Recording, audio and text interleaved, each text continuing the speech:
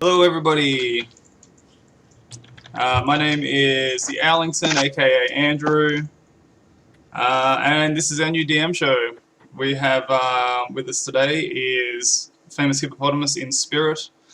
He couldn't make it today. We've got Mathen, Hello. aka Logic does not apply. Logic doesn't On apply. Reddit, and yeah, We cool other got things as well. WordyBullshit. Who is you there, Wordy? Hello. Yes, Wordy's here. Yep. We've got Dungeon Master. So this show is about DMing. It's about helping people who haven't done much DMing get better at DMing. Hello, everybody. We'll do what we can. My name is the Owlington, aka Andrew. Oh, my stream! And this is our new DM show. I was like, who the fuck is talking? And it was me. No wonder that voice was annoying. Cool. So, just introduce myself. My name's Owlington. I've been DMing for 20 or more years. I was introduced to DM to Dungeons and Dragons really young, but I didn't really get it until about 3rd edition came out, and that's when I really started to be able to DM and understand what it was I was actually doing. I've played lots of different systems, and one of the people that was going to be on the show has just messaged me, but it's too late. We've started. Cool. So Seattle Dungeon Master, or username Dungeon Master. Tell us about yourself and your background. I'm Dungeon Master. I've been playing D&D since I first found the books in a kitty cat bookstore. They have those out here. I collect miniatures as part of the games I do. I like to challenge my players, and by that I mean if somebody's not dead by the end of the session, I'm not doing my job as effectively as I should. It's harsh. And I've been DMing for about 10 years, like I said. Awesome. Yeah. Matthias. Mathen. Blah, blah, blah. Mathen, tell us about yourself. Yeah, so I think I'm one of the least experienced on the show. So I'm Mathen, or Finbar, or Logic does not apply, any one of the above. Yeah, I've been playing Dungeons & Dragons and similar games for about 2 years now. Started with Pathfinder, when a bunch of my friends kind of ambushed me and told me as their nerdy friend I should teach them how to play Dungeons & Dragons, because they had watched Community. And yeah, since then I have played a few systems, Dungeons & Dragons, Numenera, Pathfinder, a bit of Dungeon World, and I've got rules for a whole bunch of other things lying around on my computer. And yeah, that's me. Cool. Good to be here. Wordy. How are you? I'm WordyBullshit. I started playing D&D probably when I was like 11 or 12. So it's been 9 or 10 years since I started. It was just when my uncle introduced me over summer vacation, and I just gravitated right to it. You know, I read through the player's handbook, that same week from front to back. I've been DMing for about 5 or 6 years now, so second least experienced of this group. I've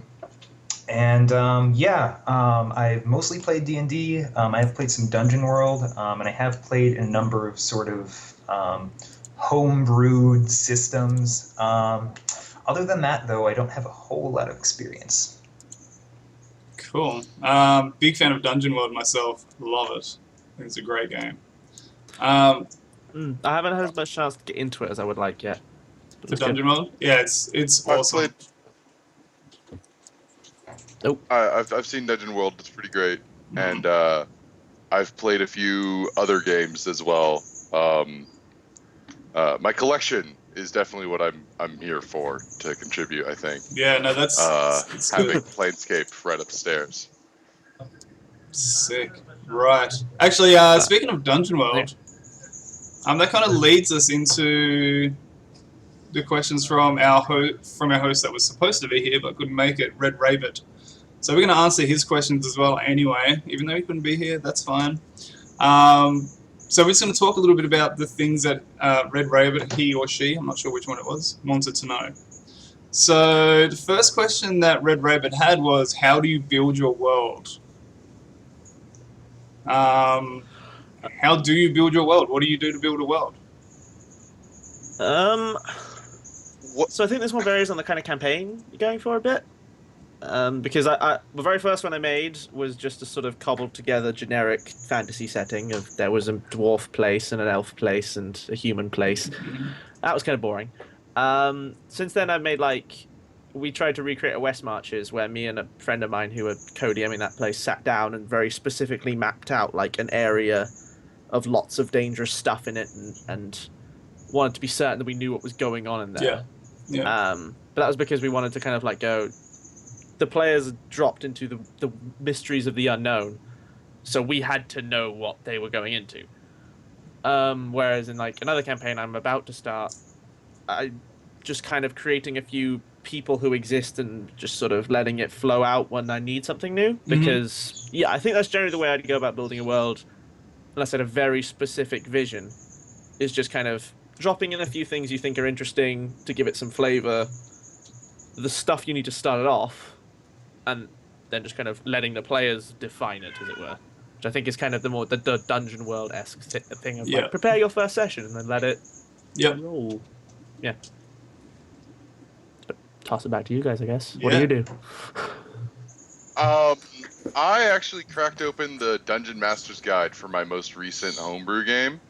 I cracked open the Dungeon Master's Guide and I piled a bunch of the random tables together.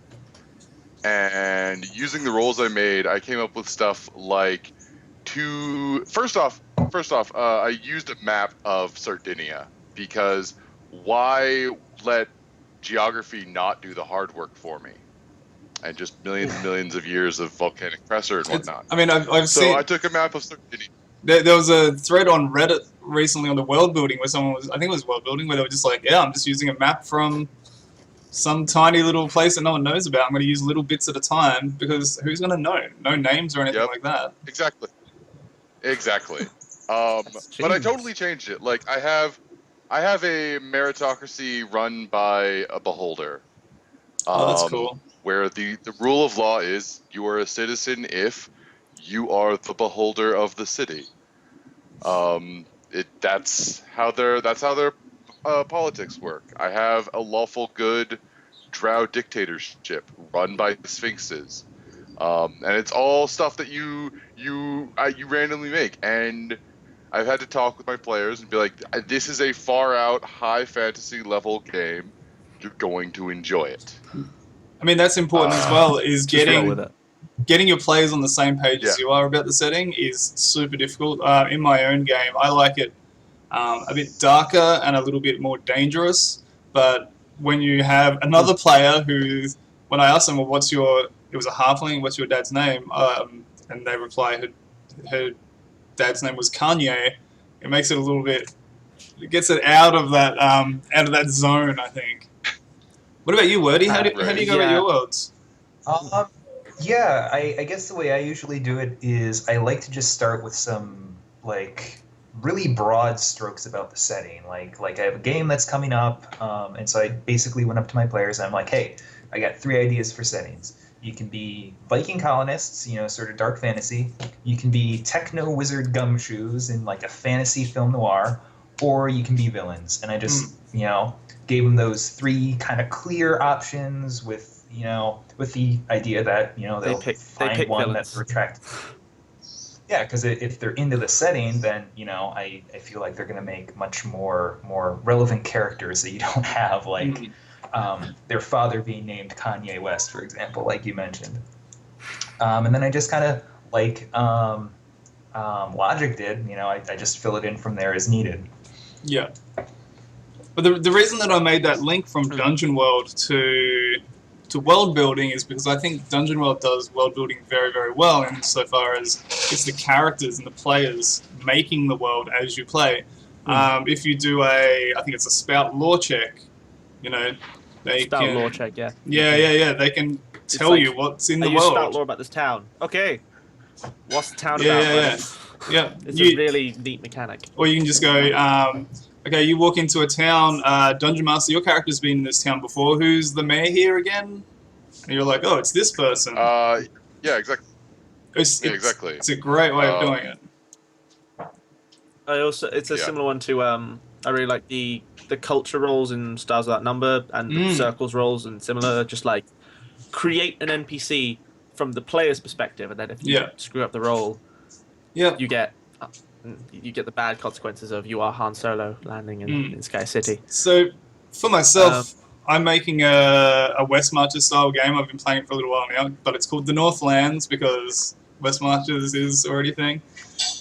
So it's called the Northlands, and I have gone very minimalist on how much I've actually planned for it. And I've had some really interesting things happening just from having to wing stuff. I like winging stuff a lot when I'm playing D&D. And we've ended up with like there's a forest of elves who are going through a civil war at the moment. There's this huge red pillar that has appeared out of nowhere and I couldn't work out what to do with it. I'm like, okay, and if any of my players are watching, pretend you don't hear this right now. On top of it is like a bad guy, and I couldn't work out what it was. And my wife's here, and she's in the game, but she's not listening. She swears. So on top of it is a mummy, and the mummy controls all these ghouls and stuff that have appeared around it, and they've been attacking these dwarves. Like I'm just making stuff up as I go, trying to make it fit into this world. And that sparked this whole thing where they're trying to hunt down what is this red pillar that's appeared, and what's this thing on top of it. So they've gone and explored all around the place trying to find stuff out. So how do you build your world? Gradually. Get information from the players. Generally. Find out what your players want in the world. And yeah. It's a personal thing, I guess. And I think most of the questions and answers for D&D are going to be, it depends on who you are and what you do. Cool. Yeah, so I find quite often with D&D, like when you have your hard and fast rule will always have your exception. Absolutely. In that, like sometimes just we say like build a world gradually, but then like some campaigns you really just want to like handcraft from scratch, and then like you'll set your players free in it, and it becomes a bit of a thing of like you always have this like exception to the rule. I find very fun. But yes, next question. Sorry, just back to that is, how do you build your world as well? Is steal stuff. Just steal shit from everywhere. It's not gonna hurt. A friend of mine has a habit. Yeah, he takes the name of anything relevant to what he wants. So we had a big plains area, so he just took Rohat, and then he just turns the name around. So the plains of Nahor. Nice. It's amazingly stupid. Yeah, but it works so well. Same as using those maps, like Dungeon Master was saying, using maps from other places. Just steal maps from places, doesn't matter. Alright, so his next question was, how much homebrew do you use and why?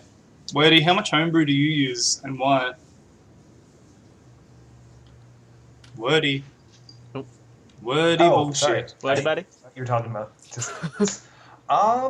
I think it depends on what you define as homebrewing, and I mean it varies. I would say I try not to use more homebrewing than is necessary, because I mean we're not perfect. We can screw up the balance. So if we throw in 20 different classes with all these cool abilities, we might end up with a vastly more broken game. Right. I mean, we saw when 5th edition first came out on Reddit on like D&D Next, how many people had like thrown up, here's my homebrew friggin' gunslinger or whatever. It's like the game's only been out for like 2 weeks and you're already homebrewing gunslingers into it. Exactly. Yeah. So like with 3.5, I did a lot of homebrewing because I was very familiar with that system. I had played it since I was 12 years old. But like with 5th edition, like I haven't homebrewed like a single thing because I've only played it like one session. I would say it can be good. It can add flavor to a game, but do it cautiously and only if you are very sure it is well balanced. I think with 5th edition, I think balance is it's more of an issue and less of an issue. I like how deadly it can be in 5th edition, and I like how wizards feel more powerful like they used to. I've got a big gripe about people saying wizards feel overpowered. It's like, they're wizards. They are overpowered. But yeah. Masters of the universe. They should be. Yeah. That's right. That's right. Anyway, so who else? What else do you guys reckon? How much homebrew do you use? I So- use... Yeah. Go for it, Dungeon Master. So yeah, I don't use that much homebrew right now. But as people have been saying, 5th edition just came out.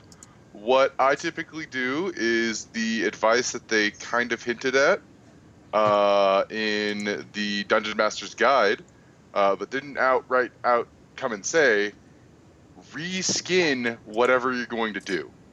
Most things have been done really well by the game designers. I haven't studied the game like they have. I haven't beta tested the game like the hardcore beta testers have. I've played the game and I've seen what's fun for me and my players. But right now I've reskinned panthers as gigantic bunny rabbits from Night of the Lepus to attack my players with kobolds riding on top with lances and stuff. Now these are panthers. These are panther stats. But they're gigantic bunnies. I mean, it's so easy to do. My players have no clue what stats I'm using. They think I completely did something. The only thing I changed was I added a 10-foot burrow speed, like giant badgers would have. So, with that thing, stupidest sounding creature ever. with that thing that I was talking about, with the red It's a pillar, giant bunny. with my red pillar, with all the mummy on top of it and the ghouls around it, the dwarves that first encountered it had carts with goats pulling their carts on, like these huge big goats, which was just I think I just reskinned a horse or something like that. Easy as. And then I had the horse get turned into a ghoul. So sorry, the goat get turned into a ghoul. But I just used the rules for a ghast and just went for it, you know? Right. You just reskin what the attacks are. Like the bite is now a horn attack or something like that. Just so easy. It is. It's really great. Yeah. When it comes to... I only ever really... Other than one thing I did back in my very first campaign that was evidently imbalanced, but quickly sorted by a paladin with a 60 damage or 70 damage crit. Basically, the campaign was all about demon invasion. It was very generic, but basically there's a bit where someone gets like a demon parasite in his body, and I was like, okay, well this starts to modify you in creepy ass ways. It's like increased strength and dexterity and all this jazz. I basically kind of gave him too many powers, and then this weird flavorful thing that I never really properly worked out myself that was it made him kind of go insane and lose control. I have a bit of a habit of making almost this exact same thing in most of my campaigns. I just try to use it better these days. But yeah, I try to, when it comes to homebrew, other than that event, to stick mostly to items, because magic items I always feel should... If they are overpowered, I don't think it matters too much in a lot of the time, because they're magic items. And if the party's so powerful, then they get more powerful things coming at them, so that it kind of equalizes itself out. I can ethereal filter magic items. I can have monsters from the ethereal planes come and steal magic items. I feel bad if I kill my players. So you're absolutely right. You're absolutely right. Yeah. See, that sets off a whole nother adventure. I mean, if something's come and stolen this, hugely powerful magic item, they're going to want to get it back. So they're going to want to find a way to get onto the ethereal plane. And get their shit back. And along the way, they might become more powerful enough to actually earn that stuff, Like you could go, say they were level 3, right? And you've gone, hey, look, here's a magic sword, roll, get a random one. Crap, it's really powerful. But do you cheat the system and say, well, no, you don't get that? Weapon. Or do you go, okay, I'm going to give them that, and then I'm going to build a story around that, because that's an unusual thing. It's like Wheel of Time. I don't know if you guys have read those series of books. So the main character, Rand al'Thor, yeah, they are daunting, but goddamn, great story. So the character gets this sword. It's a special sword. It's a magical sword given to him by his father at like level 1. Essentially, it would be, or level 0 really. But you know, it's part of the story. And I mean, there's no reason why you can't give someone a magic item and they slowly unlock it either. Like, why give them all the Luke powers got a straight away? lightsaber and he pointed it at his face. That's true. That movie could have gone so much differently. All right, I think, have we covered that? How much homebrew? How much homebrew do I use? I don't know. I don't see, when I'm playing, I barely even look at the books anymore. I just play the game. I try not to get hung up on all the rules and stuff like that. So I probably use a lot of homebrew, but I'm not even really realizing it. Like critical fails is something I do, so I guess that's homebrew. But I only give critical fails, like, so I got this from Nerd Poker, which is Brian Posehn's D&D podcast. It's really great. So basically, if they roll a critical fumble, I roll 1d100. Anything over a 75 is potentially going to be bad. Anything like 100 could potentially be fatal. So, like, you know, if they get 100 on a critical fail, that's probably going to suck. But I don't use it all the time. It really depends. Like, if they critical fail opening a lock, that's not going to do anything. Yeah. Other homebrew things I Maybe use... putting an extra trap there. Yeah, well, that could be it too, yeah. Or maybe their gear snaps, you know, and then they don't have any more lockpicks to use. Seems a bit Skyrim-ish, that does, actually. Always looking for those bloody lockpicks. I try to avoid stuff that just... And then you must leave the room because you don't know how to do anything past this. Oh. That's part of adventuring. Yeah. Being stuck and knowing where to go, it's part of adventuring.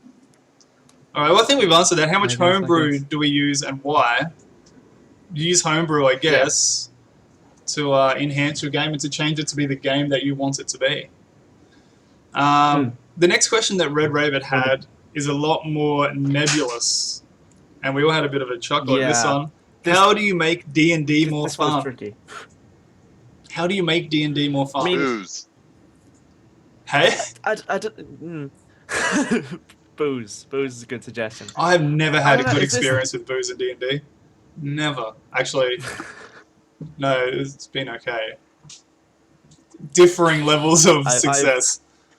Yeah. I'm in I've Seattle, so I a can few say beers. something else, but I don't want to get anyone else in trouble. Sorry. I tried to run a session on a hangover once. That was not fun. I feel for you. We're trying to figure out like how you take 5e as it is and make that a more entertaining experience, or are we trying to say like just how to have a better time at tabletop games where you might like add in music and all that jazz? Like, I don't know. How do we address this? Well, how about just how do you make your games more fun for your particular group? Because it all depends on your particular group of players. What do you do to make it more fun for your particular group of players? Ah, dear. Personally, I always try to get like. I try to poke at my players a bit with like I'll pull stuff from their little like what's your character about stuff is my main one. I've never really got. I've always been curious about using music, but I've never really gone in for it because that requires far more organizational skills than I have. Yeah, so I'd say mostly backstory stuff, attempting to work that in, like the old rival of one of the characters is now working for the big baddie, and another player character meets him and has a duel with him, and then goes back and talks to this guy, and he's like, wait, you saw a guy in the same armor, big sword, oh my god, you nearly died. All this jazz. I don't know, it's like, I also often try to do, so I have lifted the rules for goals from that they use in Stars Without Number and such, because I like trying to find ways to incentivize role playing. I mean, D&D has inspiration, but I believe if we're going to talk about the Lumpy Kobold game later, we can talk about the issues with inspiration there. Yeah, I think that the rules in D&D aren't quite there yet to just innovate to incentivize role playing properly. So I just like to give out things like have a big target that your character wants to work towards, and we can make that interesting. Mm. I just give you XP for it because my players love their XP. One of them literally hurled himself into danger and got a party member killed because he thought he could farm a few more giant frogs. That was fun. All right, Wordy, how do you Oh, make your dear. games more fun?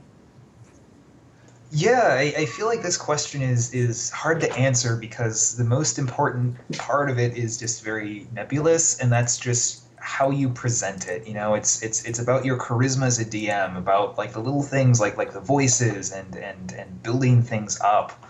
Like I remember I had some adventure where they were going after this necromancer who with a they didn't know it at this point, but he was doing a human sacrifice to like save his like dying wife or something along those lines. And so it was just I described things like how they slowly felt more uneasy as they went through this dungeon, and eventually I was having them like throw will saves to not throw up and feel seriously ill, and it's stuff like that. It's like that emotional component more than anything. And I mean, we can like throw out different advice about specific, I don't know, like ways to spruce up encounters, and that helps, but that's not like what's at the core of it. Sorry, I'm not explaining this very well. No, I think part of it is It's tricky stuff. it depends on your group. What does your group find fun?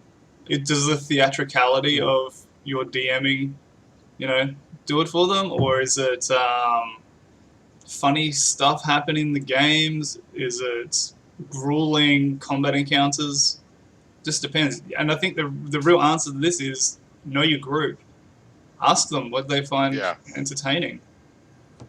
Like, so for an example of this, I ran Castle Ravenloft for my old group. And if you guys see this, that was a hell of a fun game.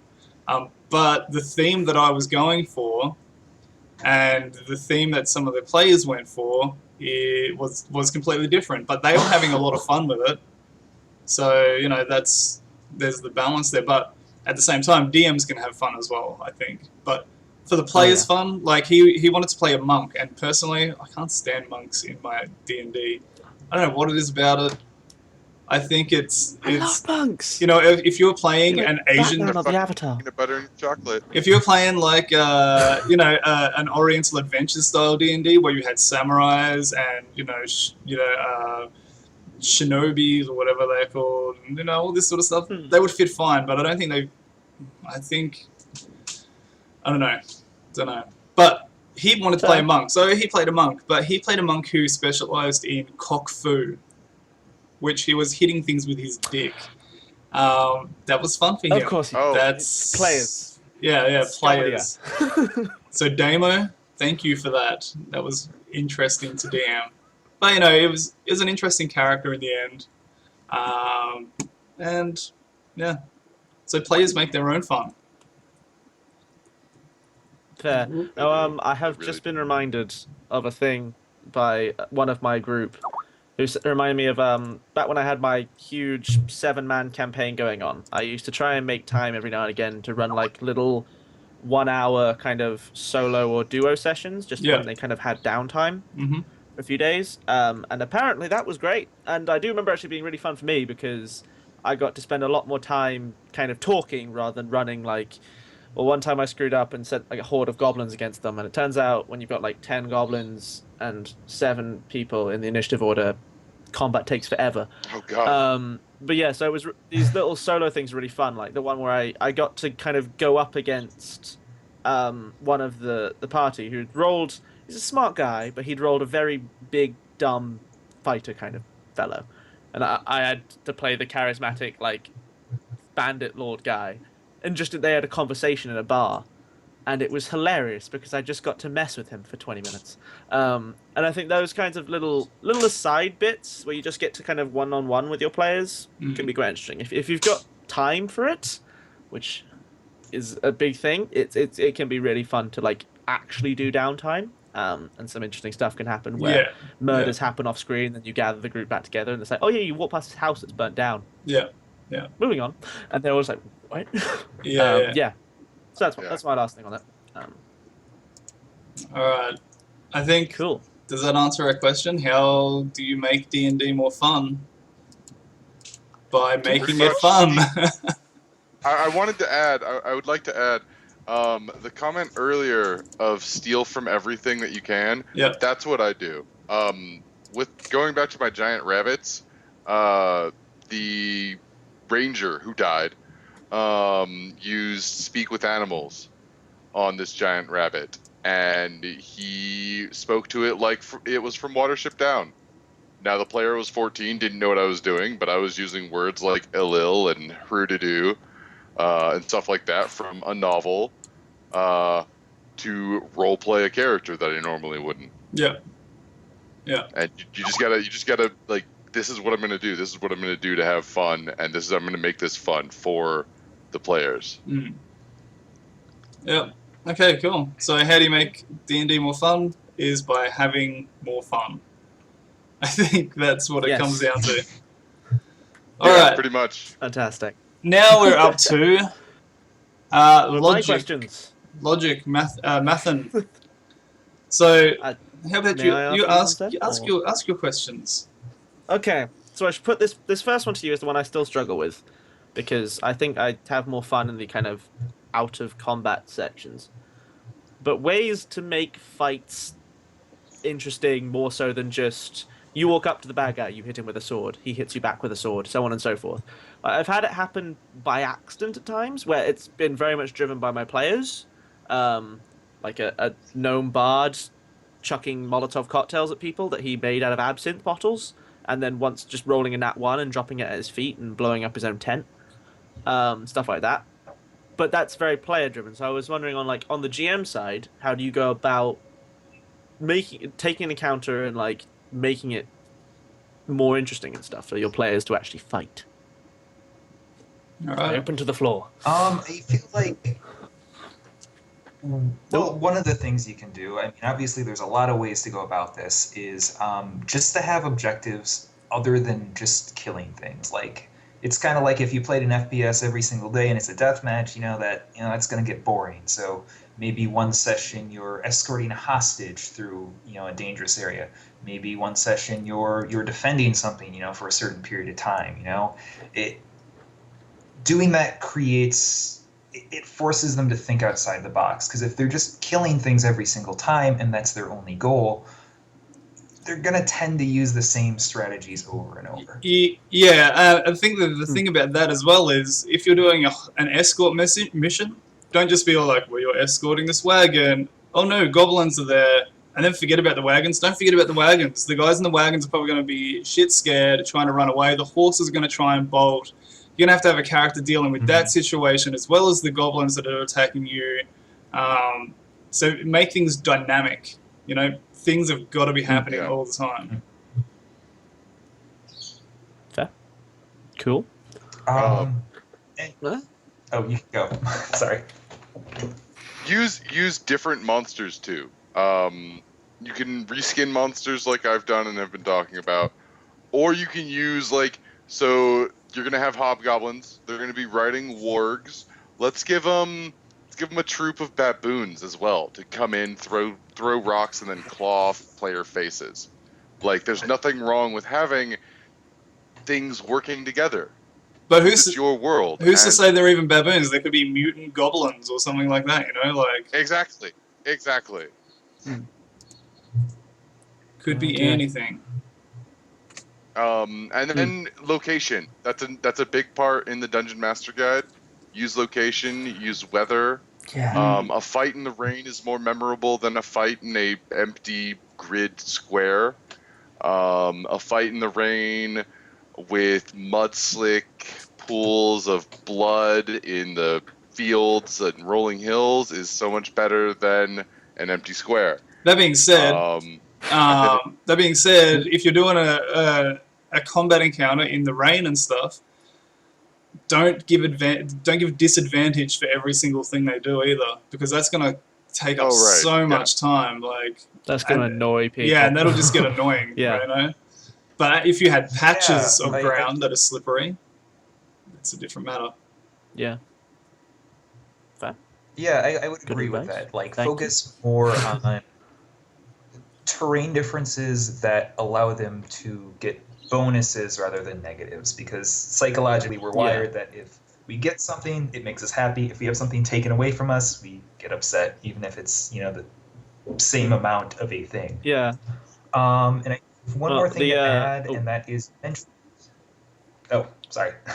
You mentioned like an encounter where you had like 10 goblins against 7 players, and the big thing I find that helps with that is just to have enemies run away when they can't win. And that's big because a lot of times, like, you know, if half the combat is just mopping up enemies in a fight you've already won, you know, that's not interesting and that's not fun. So you want ways to end the combat once it stops being compelling. And then they can come back with their buddies. Yay! Indeed. I have done that.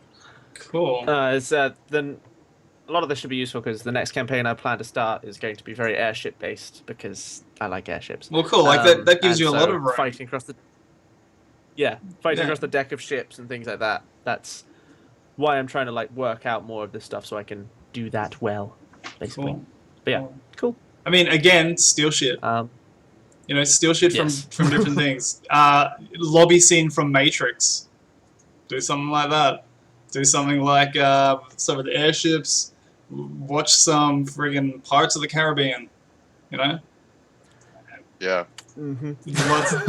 Steal from everything. In some of those movies. Yeah. Cool. Yeah, steal stuff. Remember, players don't have to win every encounter either. If they have to run away, they're going to remember that a lot more than that time when they ruffle stomped 5 goblins. You know, it's just the issue with that one I always find is that players sometimes don't know when they should run away. Once I think there was a 3-man party found a giant group of like goblins, hobgoblins, a hobgoblin like leader, and a bugbear just lying around, and they were like, my intent was. It's like, okay, they'll see this big, like, basically a raiding camp and, like, try and lead people away, pick people off, da-da-da. I even gave them, like, an NPC ally for the mission. So I was like, I'm sending them somewhere dangerous. Let's try and help them out. And they just full-on went for it. Yeah. Oh, God. So, one of my... made it. One of my groups in my Northlands campaign, they accidentally... So, in this world... all of the usual gods are pretty much dead and gone. There's like an overgod who is like a very, very good god, and he protects all this land. But outside of the land, it's a different matter. But he killed all these evil gods. But these goblins unearthed a fragment of Lolth, you know, the drow goddess. But they uncovered this fragment of Lolth's personality that was all about like control and that sort of stuff. So now there's these militant goblins with like drow sort of grade armor and weaponry. But my guys, they disturbed them and killed some of them, and so they flooded up out of their caves and laid siege to this keep. And my guys are like, cool, we'll go to the keep. I'm like, it's like 500 goblins there. The keep's got like 60 people. They're so outgunned. It's been really interesting seeing how they actually try and deal with that situation. I think that's the key for interesting encounters. Put them in interesting situations and then see what happens. Yeah. The creativity of players never ceases to amaze me. I mean, that's what the whole game's like, about. Just do this. It's like, well, crap. Yeah. Just throw out all these notes. Yeah. Yeah. Okay, cool. Wow. Yep. All I think right. that addresses it, unless anyone else has anything to add. Thank you very much. No, So, good. my next question, if we're okay to move on, Mr. Owlington. Yeah. Host after all. Go for it. Go for it. Okay, so I want to ask how you guys go about making your more interesting villains, the ones your players engage with and kind of care about stopping. Because I've made 2 proper villains, I think, in my time. The first one was the head of this demon invasion thing I spoke about, and it just kind of was basically a stat block that no one ever really interacted with that much. They were just kind of told he's a bad guy. Whereas the one they all really, really hated and wanted dead was this random thief lord guy who popped up in a refugee town. I accidentally made a little too powerful, so I had to give him a bit more of a story role to make him kind of worth the amount of power I'd given him. And everyone wanted to kill him. And he was so off the cuff that when I made him up, his name is Berio, named after a bottle of olive oil that was on my shelf in the room at the time. Like, this is how much I just improvised the guy. And they were all like, no, this guy, we want him dead. I was like, okay. So Nice. yeah, how do you go about making interesting villains not by accident, basically? You want to say this one? If I can, first off, you don't invite your friends to come play Horde of the Dragon Queen, and then have them all be like, "Sweet, fuck it, let's release Tiamat and go fuck with Asmodeus." That sounds You don't great. have that happen. They know. The point is to fight Tiamat. They don't have to be ready to do that yet. Yeah. But part of starting the game is be like, "Hey guys, I have an idea. I'm gonna run this game. Here's a bad guy. How do you make the bad guy interesting? Is to give them a history, give them cool abilities, layer abilities, and legendary abilities do wonders for this. I have a necromancer in my current game that is simply, again, with my reskinning, it's a Rakshasa, and he's coming to steal the deck of many things that my players started off with for their adventure. So You gave your players a deck of many things. At the start of an adventure? That was God. the first session. They got a deck of many things. Damn. You just... dude. You're crazy, sir. Damn. They haven't opened it yet. Oh, that's hardcore. They have not opened it yet. Why not? There's a card in there that could boost you to like level 6, I think, in like a single draw. There's also a card in there that can kill everyone. And they know that it's warded with lightning magics. So they'll probably die if That they is a open good it. reason not to open it. Yeah, okay, right. So All you right. didn't give them a deck of many things, you gave them a death trap. Oh, sorry? They have charm spells. All right, let's get back on track. Making bad guys interesting. Wordy? Yes. Okay, so Seattle Dungeon Master kind of tackled it from like the stat/battle perspective. From a story perspective, if you want a villain that the players are invested in, have them kick sand in the player's face. Like, if you look at Star Wars, like, Luke Skywalker didn't decide to go fight the Emperor because, someone gave him a quest to do it, or just because he was the most powerful guy on the block. They came, they went, they torched his home, they killed his aunt and his uncle. He got pissed. And so likewise, if you want an interesting villain, you want them to interact with your game world in a way that doesn't benefit the players. Maybe they burn down the city where they, are most invested in, or maybe they kill one of the NPCs they really like. You want to play with their emotions in that sense. Yeah. You've got to have your players form some sort of connection with them, and in lots of cases, you do that by messing with them. Really, have the bad guy, just I don't know, ruin their day. Really, gotta make them memorable. Like, I'm just trying to think of. For me, I don't really remember the bad guys I do very well, but sometimes my players will be like, "Yeah, I remember this guy. He was terrible for these reasons, But I don't know. I think having them take something, like Dungeon Master was saying, taking the deck of many things, or a family member, or there was one. I think it was actually from Horde of the Dragon Queen, and they just built it into their background. And my player's character hated that because they built it into the background of their character. They have a grudge against this person, and so they automatically do. And they play to that. hold on, Lauren. What was a bad guy that I threw at you guys that you hated?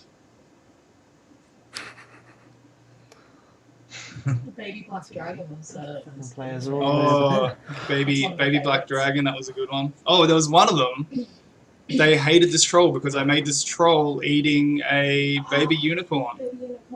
And they just went, no, Yes. this is not going to work. We How are going to dare murder that you. troll. Yeah. It's just little things. Play with emotions. Have something cute get its head stomped.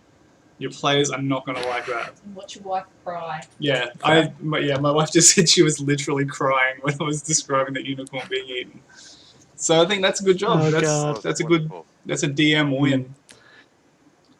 Yeah, I don't know how good killing cute things would work on my group, because one of my I believe there was a bit where one of my players faced off against some griffin archers around a tower, and she suddenly realized, wait, these griffins are like way up in the air.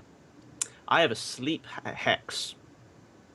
This just got a little easier, and she just basically got to one shot like these ridiculously strong creatures because she was like, yep, nah, and just sent griffins, which are fairly majestic looking, and at least in my It's true. campaign they were, spiraling to the ground. So You're a monster. I guess it really comes back But yeah. to know your players. What are your players going to Yeah. hate? And it also comes back to steal shit. Like, have them go up against the Joffrey from Game of Thrones. I know my players would hate that. Yes. Yeah. You know, just steal the personalities from TV Everyone would shows, hate that. books, you know, whatever you can find. And it doesn't even have to be fantasy based. Like, you could have a character in one of the games that I was playing in. It was May the 4th, so Star Wars Day, and we went up against a Mind Flayer who was wearing shiny black armor, who had a brilliant energy like longsword. He had guards that were dressed in shiny red armor. Like, it's just setting it up so your players know that they're supposed to hate these guys as well. And you can steal stuff from current events. You know, have a kingdom that's trying to impose like scrying devices in everybody's house and monitor what books they're reading and stuff like that. Watch the news to get ideas. Watch, everywhere. There's ideas literally everywhere. Plays. Yeah, Shakespeare's plays. Excellent idea. Yeah. Cool. I've done Yojimbo before, or Fistful of Dollars. I've done that adventure, and it was really fun, and I liked it a lot. Pull from anything, literally. Like, if you are ever stuck for what to run, you literally pull a movie off your Watch a shelf or a bunch of book off movies. your shelf. Yeah. Like, find out what your players hate as Yeah. well. Like, well, what really gets your players go, like, in terms of their day-to-day lives rather than their characters, because there's bleed through. Your character are always going to be a reflection of who you are. So if you find out who they hate, then you'll find out who their characters are going to hate. Cool. I think, did we answer that? Cool. Yeah. I feel that has been addressed. You good? Wordy, anything else? Cool. Woody? No, that's No? pretty much covered. Cool. Cool. All right. Last one. Logic. Okay, so my last question that I had, I thought of was pacing for a campaign. Actually, both like how you pace out, kind of how each session and stuff plays out in the grand scope of the campaign, and then just within a 4-hour session, pacing is relatively important. And I was wondering how you guys kind of do things, like when your highs and not necessarily lows, but when the time for the PCs to go comes, when they can not be in the middle, like the dungeons of Grand Lord such and such, the Necromancer, or when they can just be in town, messing about, setting up their laundry businesses, as I saw on a subreddit recently. Yeah. So for this one, pacing. I'm not sure about a campaign pacing, other than to say use foreshadowing, and just keep calling back to things that you said. It could even be a small bit. So in my Northlands campaign, I had just a random shopkeeper who I called, I think it was Molly. It was a dwarven guy, but he had the nickname Molly. I tried to trip my players up a little bit there. But they've recently found out that Molly is related to the Thane of this dwarven city, and bad stuff has happened to Molly. But it started off just as a throwaway character. Like, your players aren't going to know what you've just thrown out and what is actually a foreshadowed event. So that's one way that I find the pacing works. But as for an entire campaign, I don't really know, because the players do what the players are going to do. They kind of set the pace for it. Yeah. Yeah, I think that's made difficult by if you don't have, unless you have a very, very clear storyline, which I don't think is really the right approach to take, because it's not a movie or a video game, it's an RPG, and you're meant to be able to change what happens. That it's difficult to specifically pace it out. I'm just curious as to how you guys kind of keep things feeling fresh and interesting and stuff as it goes along. Yeah, well, that's what we're here for. So, Wordy, Dungeon Master, what do you think? Yeah, I mean, I can, like, you know, I don't really pace out the campaign as a whole, because generally I am not exactly sure where it's going to go. You know, I have some vague goalposts that may or may not be reached. And I would say the most important thing is just to not let things drag on too long. Like, you know, you don't want them to, for example, be in a dungeon multiple sessions. You kind of want every session to kind of have a clear arc, where they have something to do, they get it done, and then they can feel good and rewarded at the end. That is hard though, isn't it? I mean, the players are setting their own pace. If they're not out of that dungeon, you can't sort of go, hey, you teleport out of the dungeon and you're back in town. Like, the players are going to set that pacing. It's really difficult. It's really difficult whenever you have to repeatedly go last time on Dungeons and Dragons. But, you know, I think 2 sessions is a great, like, you spend 1 session getting into the dungeon, you spend the next session finishing and getting out of the dungeon. I think that's very good.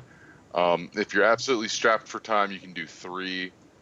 I don't think, like, if you're doing, if you're doing episodes, definitely like Wordy has suggested, one episode sessions are fine, but 2 or 3, like, as a general arc for here's what you're doing now, that's a good rule.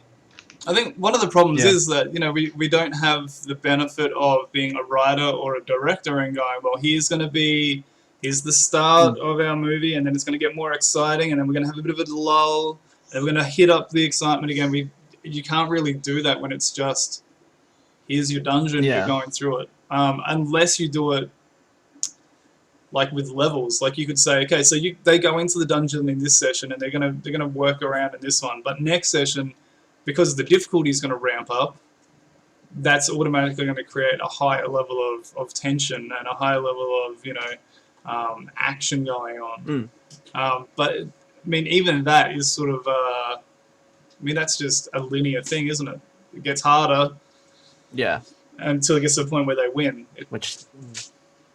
It's hard to pace, it really is. But scaling difficulty worlds are irritating. Yeah, I mean, scaling difficulty, I generally don't even bother with.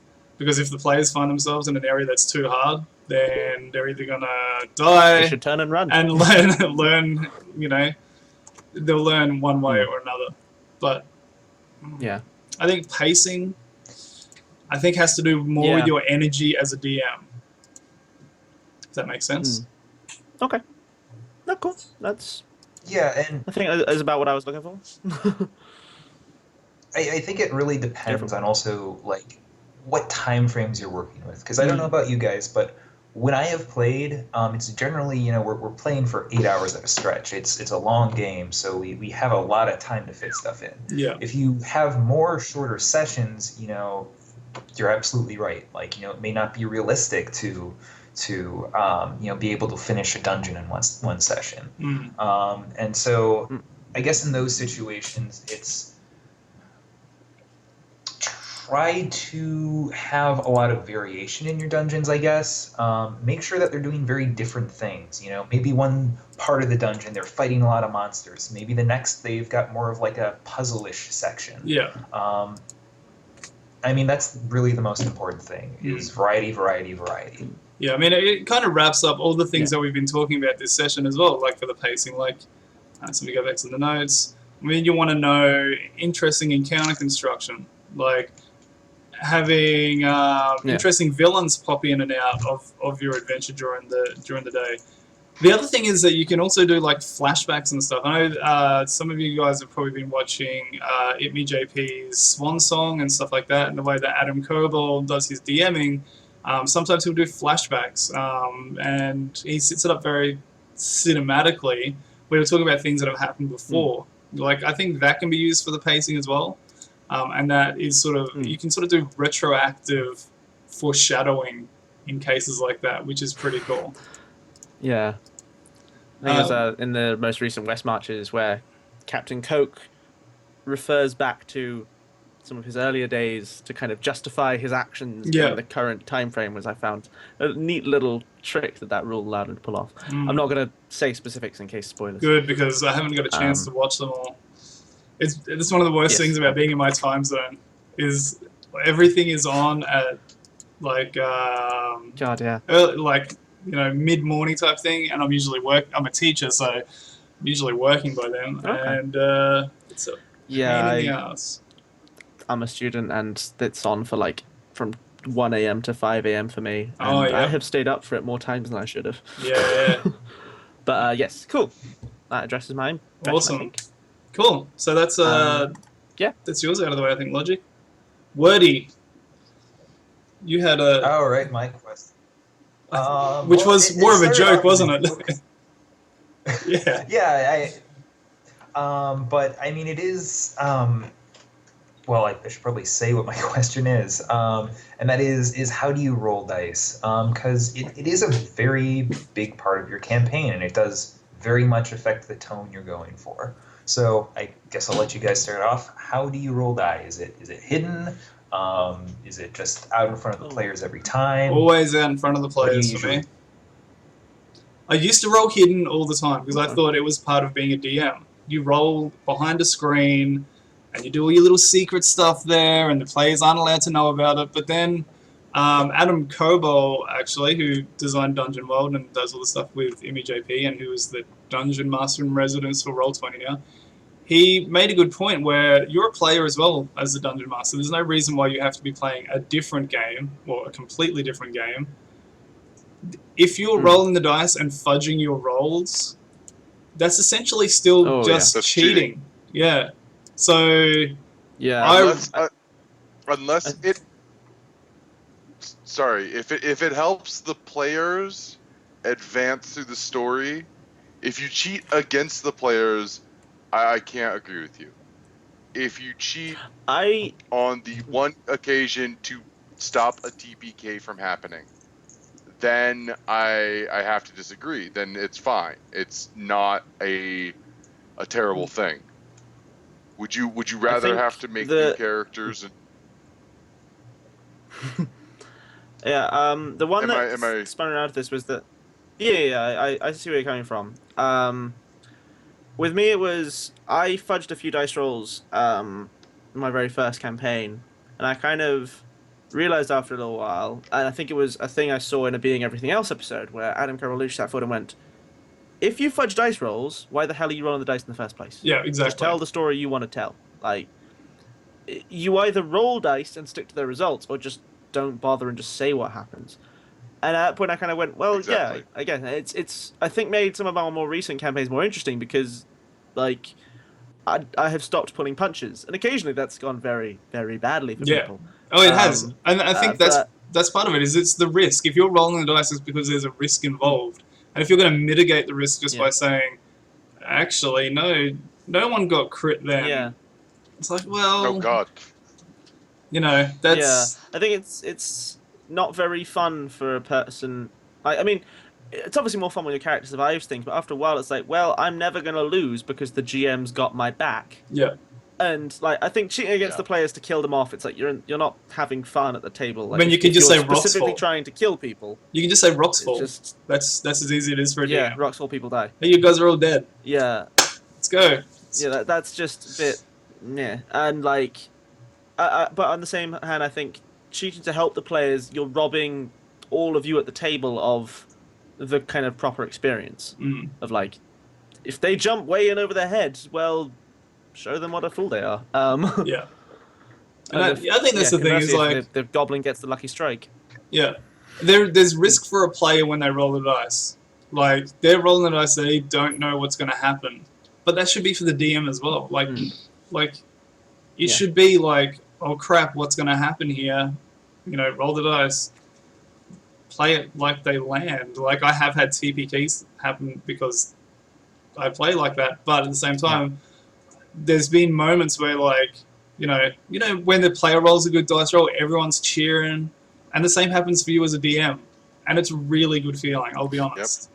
You know, if you're playing and you're like, but like you're getting ones, and they're like, yeah, and you're like, oh, it's. I think, going back to that question, how do you make D&D more fun? I find that has made D&D more fun for me, rolling in the open. So And sorry, I was gonna say my players I have hate a me quick for question. it. Yeah. I have a quick question. So I roll behind the screen, but I also play by the rules. What I roll is what I roll. I've probably fudged it once in the past year of DMing, and that was to stop a first turn death of a player. Yeah. But that was it. So could you to incorporate both of them? Could you go? I have roles that I do behind the screen, but I also have roles that I do in front of everyone else. Yes, exactly. Like certain things, like hey, this is gonna be fun. I'm gonna roll randomly to see the magic item, so it's kind of like inclusive and let you guys have fun because you know what it's gonna be. You have the identify. The question I have for you is those of you who are roll dice land where they may stick to the rolls. What do you do if you get a TPK in a I do highly this. intensive story? That's what I do. Yeah, I one-shot two party members with the same spell. Yeah. That's wonderful. No, that's great. It's like, I burned a player's you picked character on a hag to death coven. last Correct. week. Okay, so if I get a TPK, I get a TPK. That's like, it's the risk. Yeah. Do you continue? How do you continue with the story that you've been telling from there? Roll up new characters. What do you do? You can treat it Roll as up new session characters? 0. You can have players coming in as avenging family members. You could have people. So even if it's not a TPK, if I kill a couple of characters, sometimes they'll have them find the new characters in the dungeon that they're already in. Like in the starter box, in the Goblin Caves, where Silas, I think his name is, I've had characters start off as a prisoner with Silas, like chained up and stuff like that. Like there's places to interject, and there's places to make it could even be, hey, you guys have heard, like the new party is made. You guys have heard that there was another party that went and got killed, but we want you to go and find out what exactly happened to them. They know what happened to them, but it just gets them into the story. So honestly, I think an alternative similar to the one they called in Solemn is if it's like, I think you can pull that quite easily with like lower level characters. Or if all the lower level characters die, it's like, well, you hear about these adventurers who went to X Keep and they haven't returned in a month. Go see what happened. Yeah. In like really high level play where like it's like the race against time between you and the bad guy. What you can do is the kind of the solemn time skip of the bad guy won, so we're now like 5 years past the bad guy winning. And you're like the freedom fighters. Possibly don't do the 6-month escort quest idea though. That's I have not seen that. Did they do that in Solo? So after, have you seen the original roleplay? I haven't. I came in at Dark Heresy. I don't know. Okay. I just don't enjoy Solomon and those games so much. So the very start of original roleplay was a bit. None of them really knew what they were doing as much. So it was I mean, I understand that too. The end of that. Yeah. No, I think it's I think the end of that was a TPK. Well, not quite a TPK. I think one character got out. Yeah, no, Genevieve Forget's character got out, and then they time skipped about 10, 20 years past the events of like what have been going, because they were like, well, it doesn't make a lot of sense for us to kind of just pick it up. Like, Yeah. Jen's character's not just going to run in, find three new guys to take along on an adventuring party with her and just go off on a merry way. It doesn't just feel natural. But I mean, So, there is a number of like she could hire people. She could, I think there's lots of ways that it can be done. Oh yeah, I think there's ways they could have done it. They just didn't feel it flowed perfectly for them.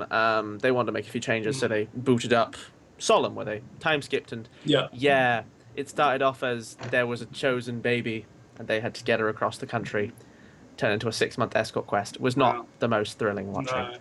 No. But so just going back to this question about dice, how about this one? What do you do if a player like rolls on, like, what do you count like as rolling on the edge? Like, do you guys have any specific things where you do stuff like that? Is that an automatic reroll, or like what's some different little dice habits that you have for your table? What if it goes off the table? I What definitely if say reroll. Yeah. reroll. If they land on a 20, if it's a 20 and like they can pull the paper it's on just slightly and it's fine, then I'm like, okay, fine, I'll give it to you because you're nice. There's degrees. But mostly it's reroll. It's flat surface where I can see. Otherwise, you're not playing with me. Yeah. Yeah. So what about if it goes off the table? Dice hits the floor. What happens? Generally, unless it can be recovered, or seen, unless it can be verified by other sites, I would just say reroll again. If it goes under the table, unless we're gonna operation this for 5 minutes, where you extract it exceptionally carefully, just goes off the table. Can't be asked. Reroll it. Burn that dice because it's we used to have a saying. I don't know where I got it from, but it was obviously from a Warhammer thing. But it was like, we're playing Warhammer, not Floorhammer. I don't know, and that's just sort of stuck with me the whole time. What were you gonna say, Wordy? Woody? Oh, I was just gonna say. I mean, that's why you just have people, roll into a box. That's it. I mean, I would say the same thing. If it goes on the floor, just re-roll it. Yeah. I mean, she's sitting right next to me, but my wife is terrible with rolling dice. She plays it like it's actually 10-pin bowling, or like. But there is times where I'm in a lot of trouble. But there's times where she'll roll, and I really am going to be in trouble, but she's like, no, that roll bounced off of this, so I want to roll it again, and I'm like, I kind of want to stay married, but we're also playing a game. So, okay, I made her a dice box thing to roll in, and now it's like, if it's not in the box, it doesn't count, so keep it in that tray. I find dice trays actually really good for D&D. It gets rid of a lot of those conventions. Like, what do you do if it's on its edge? Yeah. All right. Sorry, go ahead. No. No, I was just going to briefly say, on the subject of, which kind of roles you keep secret and which kind of roles you would roll openly. The ones I would always kind of keep secret are, things like the enemy stealth roll, because you don't know they're there until they fail fail to beat your perception check, and things like if you disguise yourself, I roll your roll and add your modifier for you, because you can't ascertain how good your disguise is by yourself. That's not how. What you think you're great. But doesn't that come into your role playing a game? You don't need to know. You can know that you failed the roll, and you just play that part. You just say, my character thinks he looks exactly like a goblin, but in fact he looks like a dude with some green paint on his face. His ear is just slowly sliding off. And, I think there's room for that, and I see that again, I'm referencing it again and again, is in It Me JP's stream, where they're all in the same, no one's muted and there's no secret conversations, but this person knows this person doesn't know that, but they just play it off like they don't know those things. I think it was there was a West Marches where somebody played out a 1 fantastically. They rolled a 1 on an insight check, and they were just they just went along with everything this monster said. It's oh god. I think it's an overlooked part of it. Instead of just going, I just failed, whatever, I'm not going to bother then. It's no, you did it. Play that out. you want to play out the good Stuff things goes wrong. and the bad things. That's my own, Yeah. position on it. But what do you guys reckon? Fair. What kind of stuff do you keep secret? I have in the past kept things like stealth roll secret, but I mean not just here, but I've just been reading stuff lately that has been making me reconsider that. And I mean, like a lot of things, it ultimately depends on your party. Like, I mean, ideally, every party is got that composed meta of sure, like role playing, gung ho individuals, but realistically, you're going to get people that are immature or that will metagame.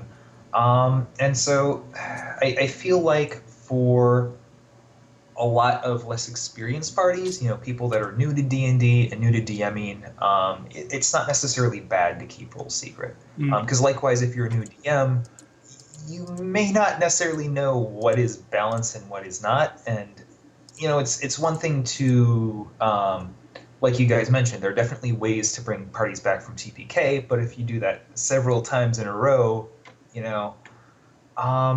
People get bored. But yeah, no. Yeah. I think in my next campaign, I'm probably going to try that out. Cool. Sure.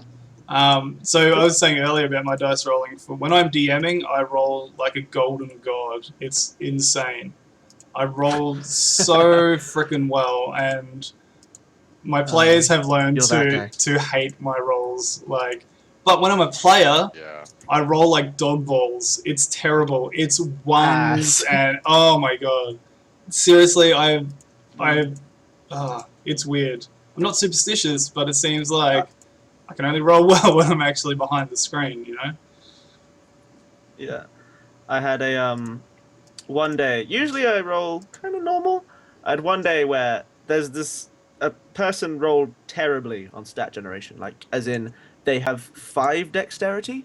Nice. I think we looked up. There's the only monster with less dexterity in the book, in the monster manual, is the gelatinous cube. Nice. Than a person, and that makes up for it by having 20 con as opposed to 7.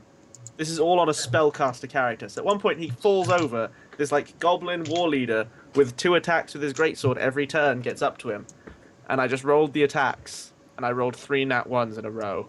Oh, nice. I went 2, 1, then the next turn 1, 1. I was like, you kill it. The dice love your character now. Yeah. You were cursed at birth, and now you've won. Because they've just declared you the winner. And I can't take that away from you. The most ridiculous sequence of rolls. Alright, so the last thing that we're going to do, we're at, what have we got, about 10 minutes to go. Is there anything happening in the D&D world? Oh, sorry, Wordy, did that answer your question about how does dice rolling? Or how does rolling dice? How does rolling dice? Wordy? Wordy. Buddy, buddy. Wordy bullshit. No, I think that's about that's great.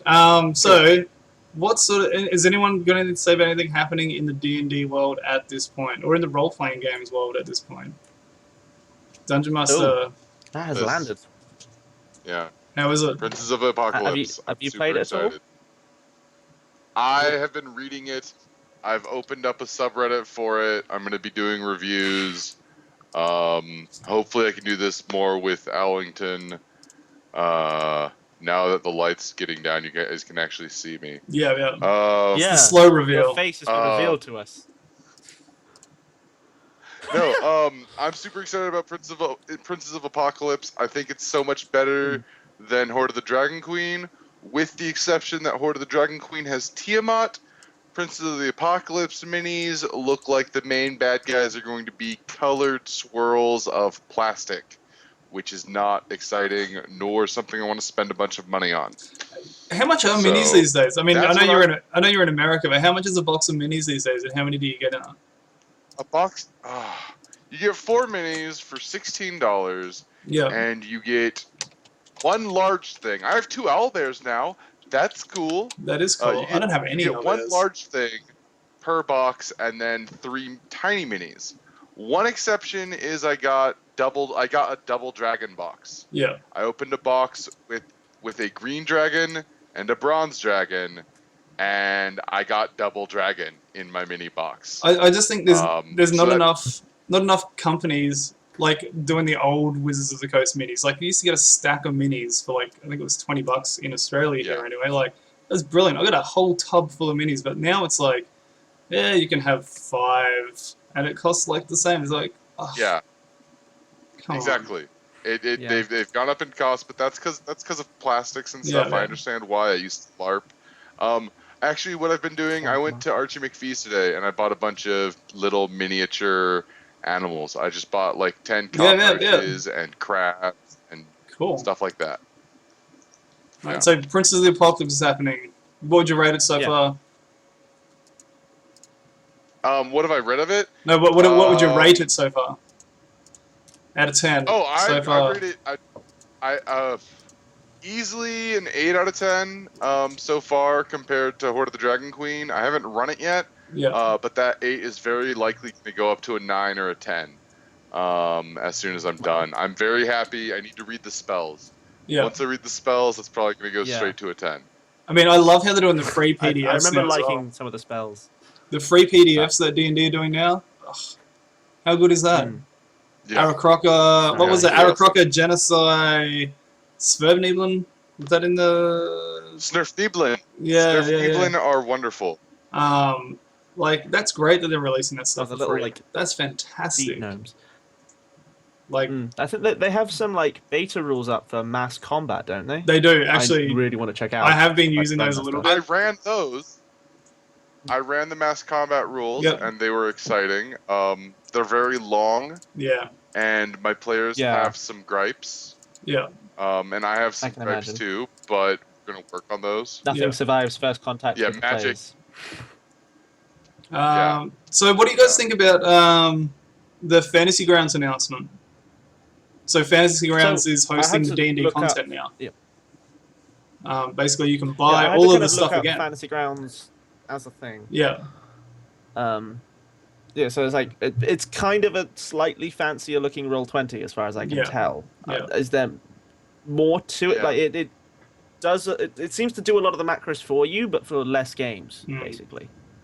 I mean, If for only 5e, and you have to buy more books when it comes out with more stuff. Yeah, When they release more stuff. yeah. So I think it looks nice, but I have issues. yeah. I like Roll20. I think it looks like if you were gonna play just D&D 5th Ed, the way D&D 5th Ed is designed to be played, then like and you've got the money to drop on books, because you have to buy the books again. Yep. Like, because I already own. Yeah, no, Okay, you that's- have to buy them again. Yep. And they're more expensive Yeah, than the that's a actual books, I believe, from what I could see, the pricing. What? Yeah. How the hell does that work? I don't know. You don't even get the art. Capitalism. Okay. It's Hasbro. Blame Hasbro. Yeah. Blame Hasbro. Yeah.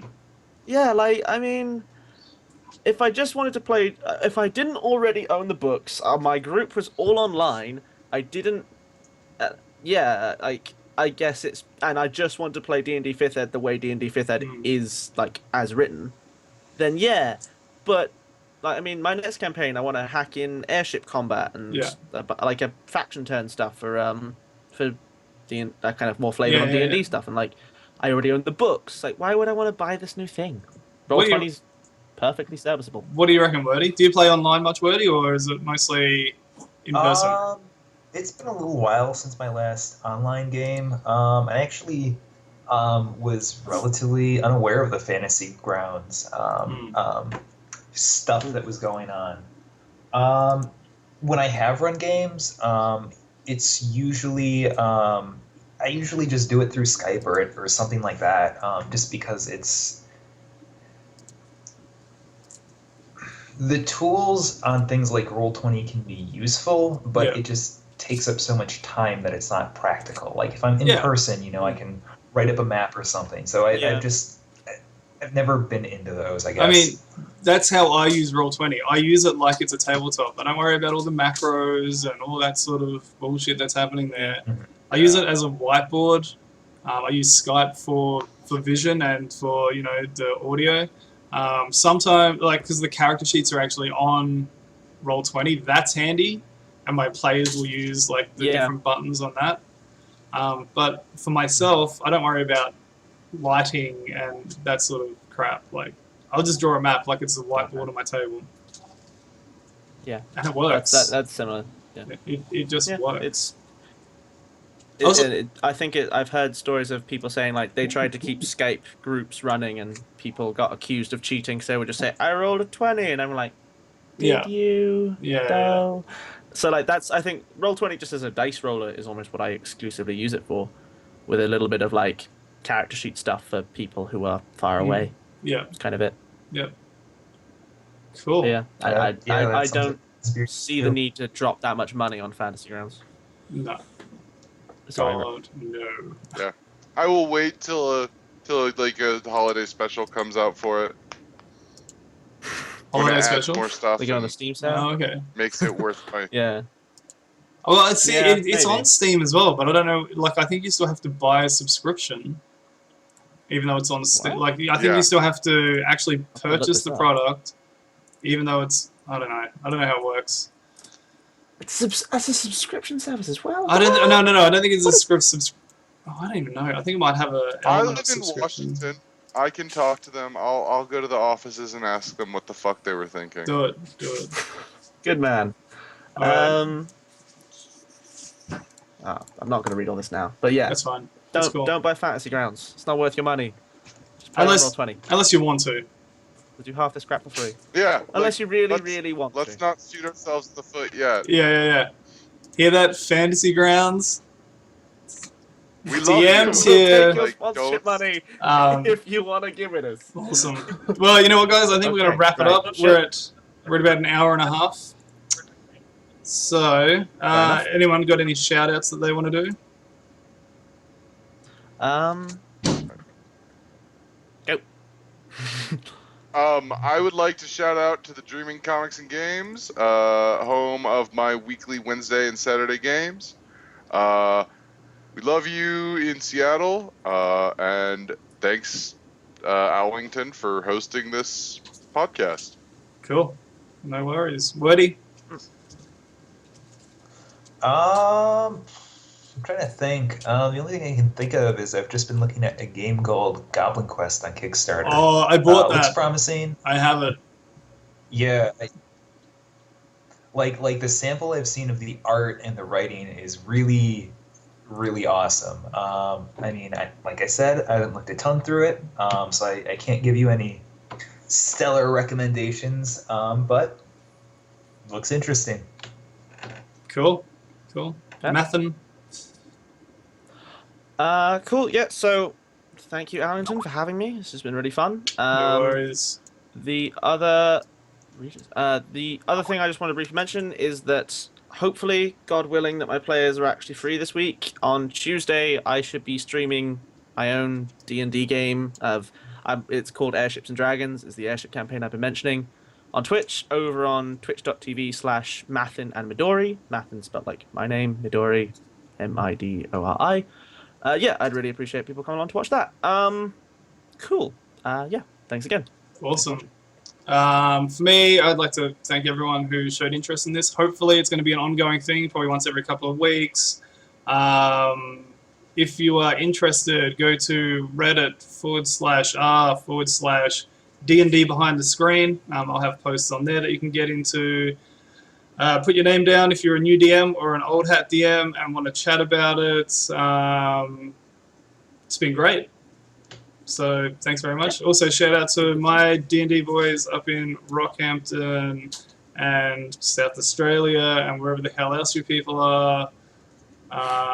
We'll have to play again soon because it's been a few weeks. Awesome.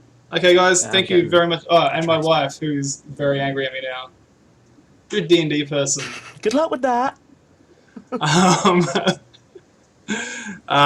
Cool. So, thank you very much for watching. Cool. This has been Masters of the Multiverse, a DM show for DMs about DM stuff. We'll see you guys around. See ya. Cool. Thank you. Bye. Wow.